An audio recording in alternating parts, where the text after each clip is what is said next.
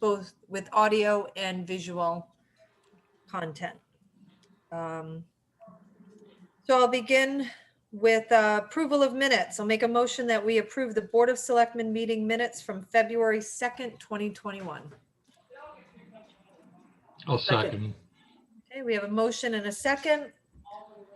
Any discussion on these minutes? I didn't see anything. I didn't either. Did you see anything? No, I'm good. Okay, all in favor of approving the Board of Selectmen meeting minutes from February 2nd, 2021, say aye. Aye. Aye. That motion passes. Make a motion that we accept the Board of Selectmen special meeting minutes from February 8th, 2021. Second. Okay, motion and a second. Any discussion on those minutes? That was from our first budget workshop. Nothing. No. All in favor of approving the Board of Selectmen special meeting minutes from February 8th, 2021, say aye. Aye. Aye. Motion passes. Make a motion, we accept the Board of Selectmen special meeting minutes from February 10th, 2021. Second. Any discussion? All in favor of approving the February 10th, 2021 special Board of Selectmen meeting minutes, say aye. Aye. Aye. Aye, and that motion passes. We had one piece of correspondence that came in. It was from Tech Associates. It's regarding the vegetation management plan with P&W Railroad. If anybody wanted to see that information, it happens annually. Not sure if either selectman have any additional correspondence to share. I do not. I don't either. Okay. I think we're all really tired from today's. I was just going to say, Ken, you look tired. Well, it's been a long day. It has been a long day. I'm feeling like that too. All right, moving on to agenda item 4, selectmen comments. I'll open the floor for selectmen comments. I don't have anything. I think we talked out just from today. I think we just made the comments. Yeah. Exactly. It's been a long day. Today was a long day, and on that note, all I want to say, I don't have too much to share with the public tonight, but that we are in the midst of budget workshops. We have one more, and that will take place on Thursday beginning at 10 a.m. These are all taking place via Zoom. We will also have next week, and the board, we're going to have to decide on which days are going to work for us. The following week, we will have final budget reviews where we really get into the nitty gritty and look at the numbers, make adjustments where necessary, and we want the public's input. So those will also take place via Zoom, and we are planning a Saturday this year, and that'll be February 27th from, I think it was 11 until 3 potentially, to really finalize that budget. So the public, we really want your participation. We want you to be there. Additionally, on February 24th, we do have a town meeting with some ordinance changes and a vote to go to referendum for the school roof project one more time. We want the public to be invited to be participating in that. It's going to be hybrid. It'll be held at the school auditorium if you want to attend live, or you can zoom in to the meeting. And that's all I have for tonight. Okay. Move on to agenda item 5, citizen comments. Any citizens have any comments tonight to make?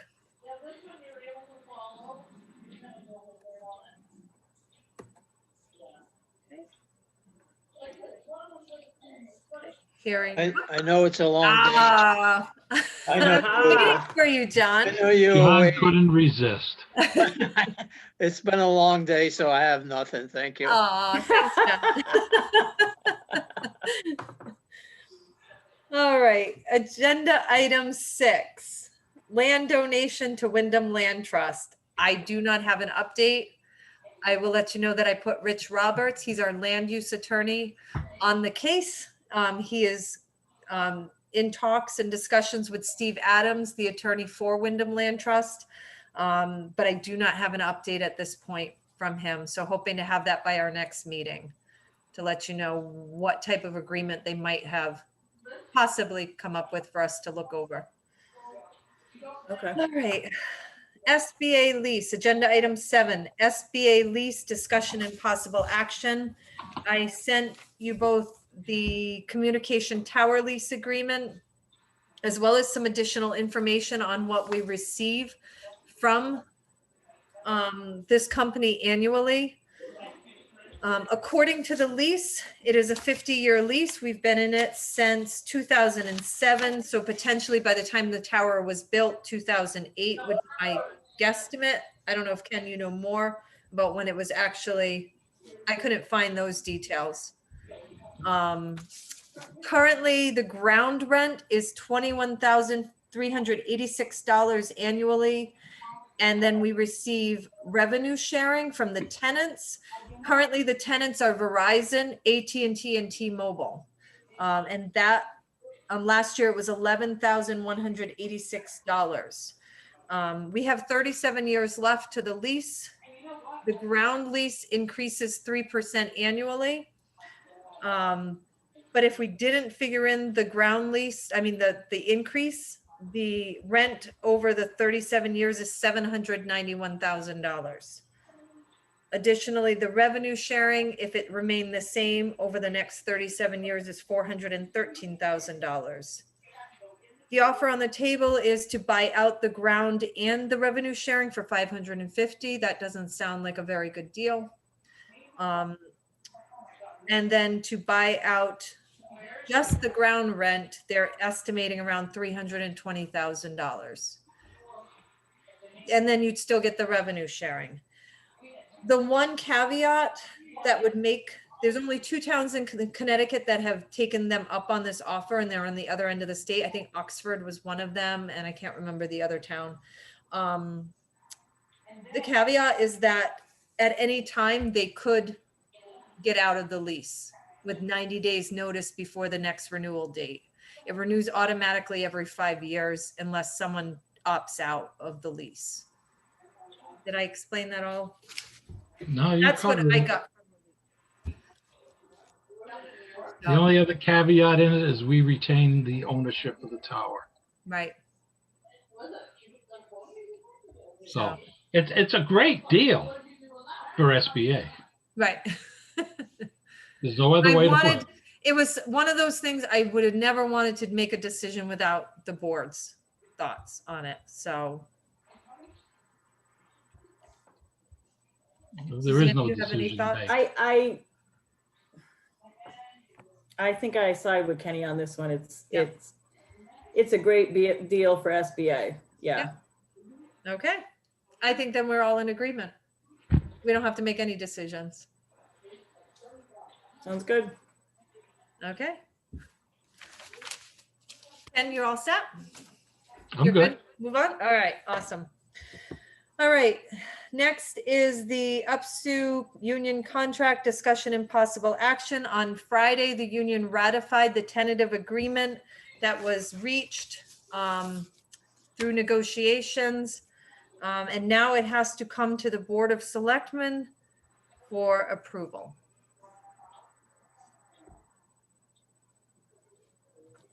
I did look at it. I have a question. What is an operator? An operator is someone that can operate specific equipment independently, that understands the job site, understands the job specifications. If you want, I can call Rich and he could certainly come in. Well, it's not clear what an operator is. The operator will be assigned per job. So it's not going to be assigned to one person indefinitely. The operator pay will allow the public works, the maintainers, to work to get the experience necessary in order to get the increased pay on certain job sites. So it's not going to be assigned to one specific person. It will be assigned job to job, and it will give the maintainers an opportunity to excel and perform and to increase their skill and knowledge. That was the intent behind the operator pay. It's not going to be assigned to any one or two specific people. Well, no, I'm seeing that, there's a creation of the crew leader as Yep. permanent, The crew leader is permanent, correct? which is fine. And, yeah, I was just looking for what the definition of a operator meant and how it would be applied, because there is a stipend, more per hour, Correct. Let me see if I can find that in here. as well as during snow removal. Correct. And I have only glanced at this because I actually it didn't come through to my email until I texted Amy and asked her for it, and she realized she had the wrong email. So I actually haven't really looked at it, but glancing through it. Well, we can certainly table it until if you wanted more time to look at it. Yeah, I mean, I scanned it real quick. Okay. When we And I did know it. I just sent it to you today because I Right. didn't get it from the attorney until this morning. Yeah. So, I mean, we're gonna have some, we can always have another special meeting if we need to. yeah, well, we can always wait until March. We can wait till our March, I think it's March 2nd meeting. If you want time to look it over. I'm perfectly fine with that. And I can certainly ask Rich to join in on the meeting. When does it go in effect? It won't be until July 1st. July 1st, right? Yeah. So we have some time. Oh, yeah. Oh, okay, okay. So yeah, I'd like some time to look it over. We want it for budget technically, Right. so that the Well, numbers can be plugged in for the budget season.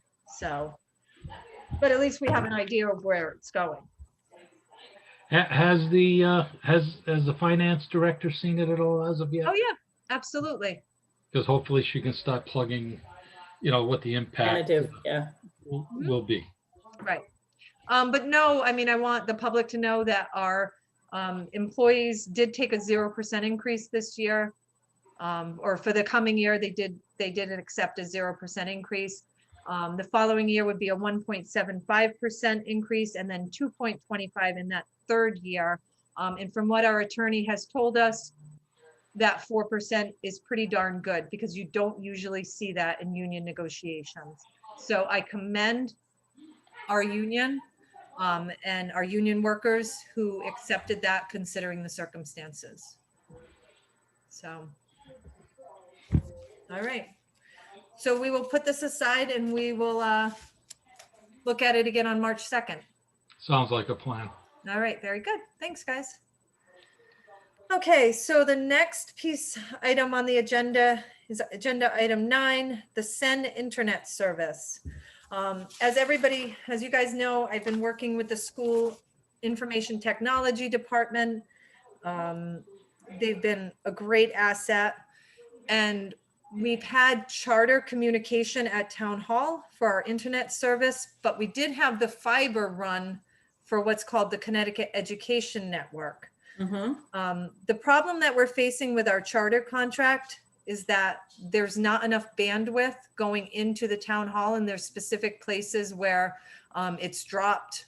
Like if we were to do a hybrid style meeting where we were live Zooming and live streaming, we wouldn't be able to do that in the Merrill Cine room because there's just not enough bandwidth, not enough connectivity.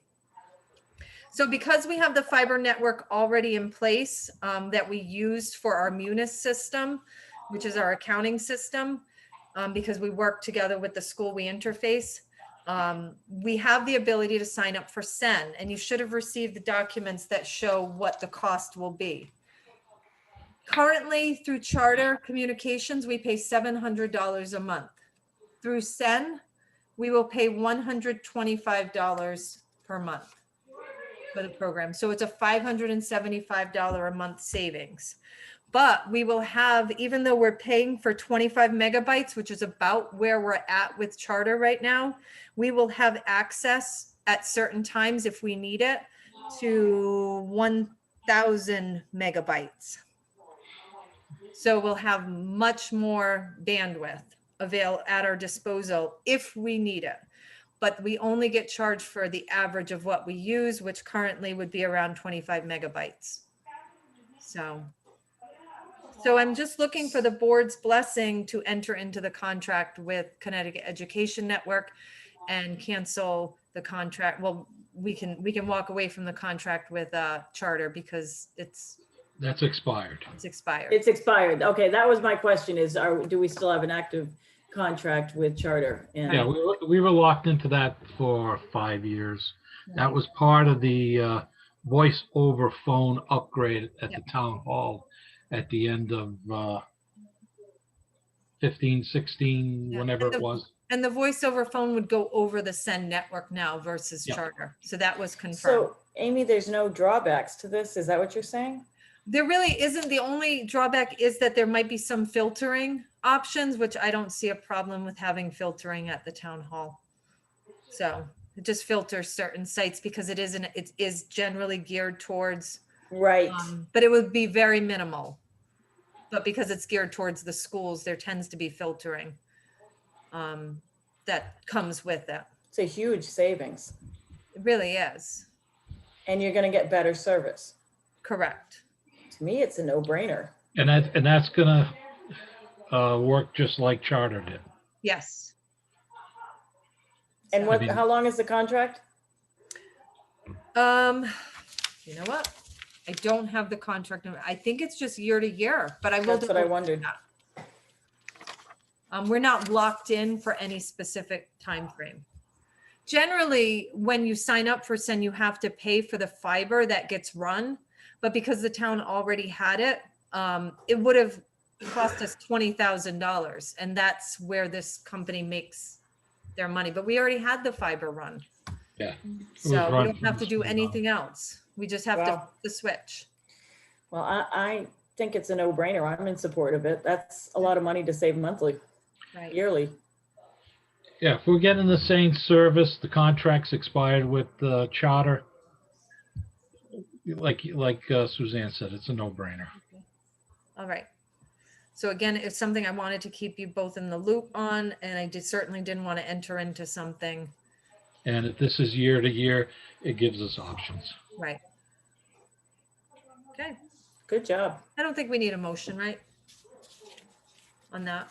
I don't think so. All right. Because you have the authority to sign it, right? Right. Yeah.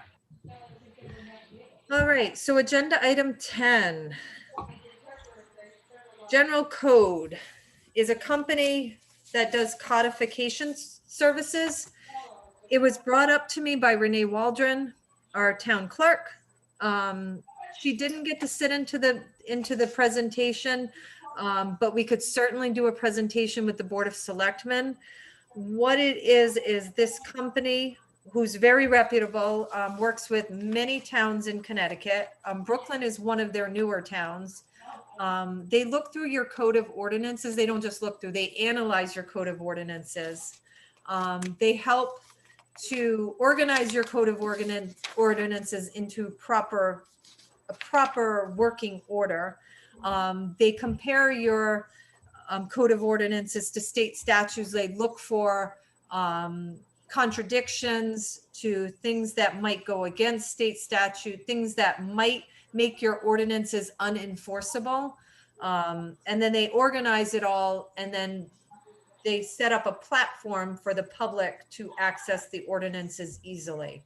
Search engines, comparing to Connecticut statutes, things like that. I really would highly recommend that maybe the board see the presentation, because they could do a much better job of explaining it than I can. I would agree. The presentation, we should see it, so that way we can ask questions. Yes, and I could certainly arrange for it at the next meeting as well. I will say this sounds very interesting. I'm intrigued. I was too, right from the get-go, I thought, I kind of like this idea. Yeah, and the presentation is certainly worth seeing. It is quite pricey. The service itself takes place over usually 2 years. It takes them 2 years to really go through everything. It's $10,000.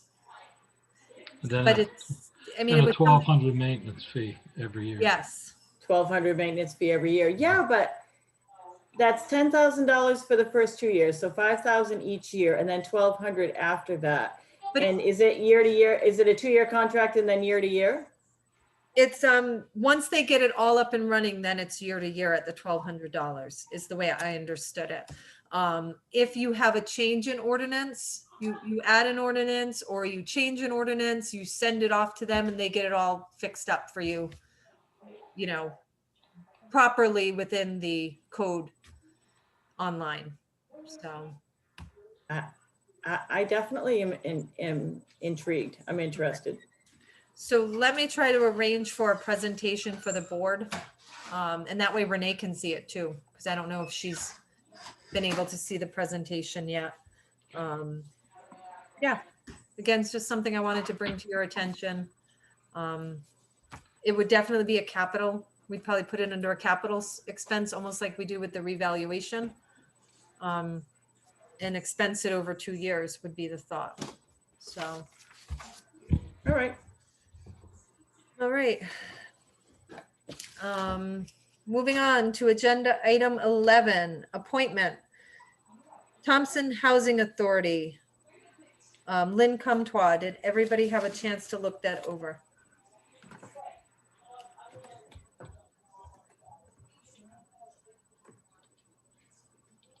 Did you get that in the mail, on your emails? I didn't see it. Really? Yeah. Was it with the supporting documents? Yeah, it Yes, should it have been. was. All right. So It was for the Housing Authority Commission, or the Housing Authority. It's at the very end of the codification. oh, I missed it. I'm sorry.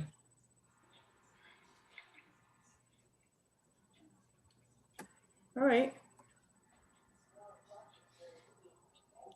She's not on any other boards or commissions? Nope.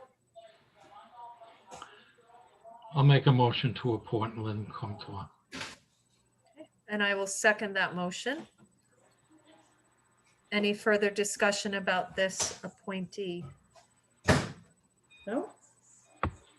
All in favor of the appointment of Lynn Comtois to the Thompson Housing Authority, say aye. Aye. Aye. Aye.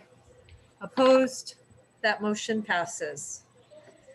So we have 3 reappointments. One, I want to just point out that on February 4th of this past year, February 4th, 2020, Steve Bourdois had resigned from the Rec Commission, but has decided since to stay on the commission.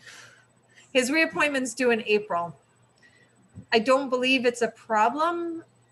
Do either of you think that we need to have some type of a letter taking back his initial resignation, which we accepted? We did accept it? We did on February 4th with regret. And the ration, and Steve has done a great job. This is nothing. Oh, Oh he's my awesome. God, yes. Steve has been awesome. Yep. He's no longer living in town. But the attorney, that's has told me that as long as it's not an elected a position, he could serve. He does still own property in town. Then I would have no problem. Yeah, as long as, Steve has done a great job. And Yep, we don't have and we don't have to get a letter stating that I'm taking back my resignation. don't we have to reappoint him? Just, yeah. Well, yeah, Because he did resign and we accepted it. that is correct. So wouldn't we have to just reappoint him Okay, probably. to the, The recreation. to The the seat that recreation. he that he Okay, once held? It's kind of redundant, but yeah. yeah. We'll just reappoint him. I think, Okay, if everybody's in agreement with that. No, Steve's done a great job. yeah. Okay. I So- think he was probably a big loss, so I'm sure they're glad to yeah. have him back.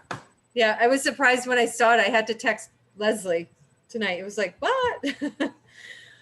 So I'll make the motion that we reappoint the following to the Recreation Commission: Thomas Jordan, Renee Waldron, and Stephen Bourdois.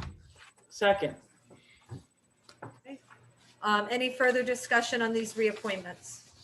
Nope. All in favor of the reappointments of Thomas Jordan, Renee Waldron, and Stephen Bourdois to the Recreation Commission, say aye. Aye. Aye. Opposed? And that motion passes. Other business. Can I make a motion that we add to other business the opening of a bid? This is where we would need to do it. Okay, we'll make a motion that we add to the agenda the opening of the Thompson Affordable Housing Plan bids that had come in. We only received one, but we I'll didn't, second it. we didn't receive it until today. I'll second add it to other okay. business. Any discussion to adding this to other business? All in favor of adding this item to other business? Aye. Aye. Aye. Any opposed? Nope. That passes.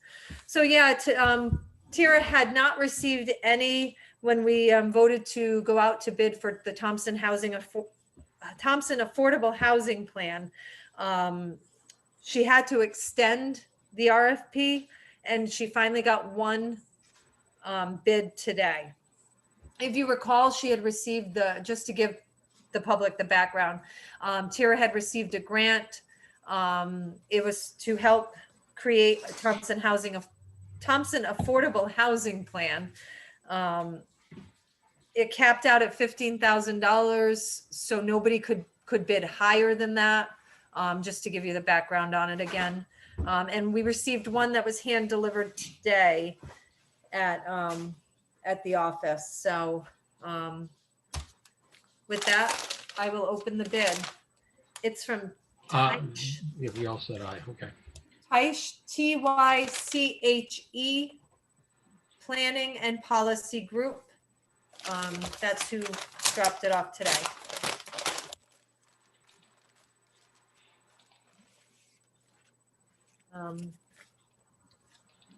So there's a couple of them in here. Sorry.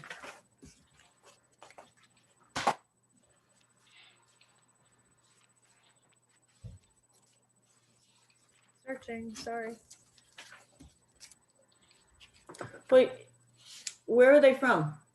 I'm trying to find that. Oh, okay. Vernon, Connecticut, Okay. and $15,000. They knew that was, kind of figured they'd probably come in at that. So, yeah, so they are from 215 East Main Street, Suite 1, Vernon, Connecticut. And again, it was T-Y-C-H-E, Teiche Planning and Policy Group. Okay, for the record. All right, and that was the only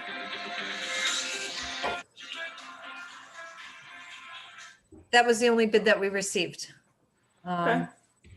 Is there any other business that either selectman would like to bring up tonight? Okay.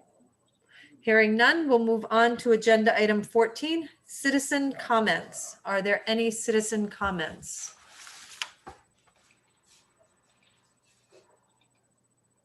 I can't resist, Amy. I'm sorry, John Rice.